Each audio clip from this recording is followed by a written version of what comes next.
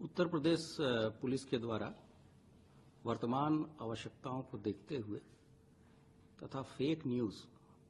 और साइबर अपराध के विरुद्ध जागरूकता और उसको कैसे रोका जाए, इस अभियान को एक नया और मूर्त रूप देने के लिए अभिनव प्रयोग प्रारंभ करने का फैसला लिया गया है। इसमें हम लोगों ने डिजिटल वॉरियर के रूप में लोगों का हम पंजीकरण कराएंगे। आप सभी अवगत हैं कि 2018 से ही हम लोगों ने डिजिटल वॉलंटियर्स बनाए थे और बाद में 2023 में जब व्हाट्सएप पे कम्युनिटी फीचर्स ऐड किए गए तो उसकी रीच को, उसकी पहुंच को और बढ़ाने के लिए हम कम्युनिटी फीचर्स को भी हमने ऐड किया था और उसमें लगभग 10 लाख से अधिक डिजिटल हमारे वॉलंटियर्स थे और जिनका मुख्य कार्य उस समय ये था कि ये हमारे थाने चौकियों से जुड़ेंगे और कोई भी ऐसी घटना, छोटी मोटी घटना जो गांव स्तर पे होती है, मोहल्ले स्तर पे होती है, उसकी सूचना चौकी, थाने इत्यादि को देंगे, जिससे कि हमारे पास तत्काल सूचना त्वरित माध्यम से पहुंचे और उसका निराकरण हम अपने पुलिस वालों को या अपने पुलिस रिस्पांस व्हीकल को भेज के उसको तत्काल करें, जिससे कि कोई घटना बड़ी घटना में परिवर्तित न हो।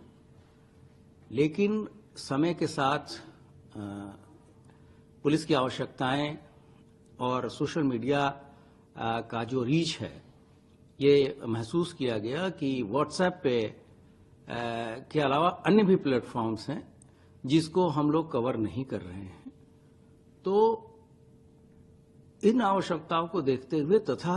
जो साइबर क्राइम का एक नया आयाम जुड़ता जा रहा है, उसको देखते हुए ये निर्णय लिया गया है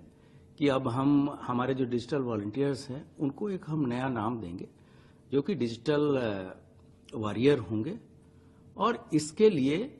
हम लोग जो जितने भी स्कूल कॉलेजेस हैं इसमें लोगों को प्रोत्साहित करेंगे। इसके लिए कार्यशालाएं आयोजित की जाएंगी। इनके गूगल फॉर्म भी हम भरवाएंगे जिसमें उनके कॉन्टैक्ट नंबर्स रहेंगे। साथ ही साथ हम एक ये भी प्रयास कर रहे हैं कि स्कूल कॉलेजेस में साइबर क्लब की स्थापना भी हम करें। इस साइबर क्लब में जो वहाँ के जो डिजिटल वॉरियर्स होंगे वो एक वर्कशॉप कराएंगे जिसमें जो नए नए प्रयोग हो सकते हैं और जो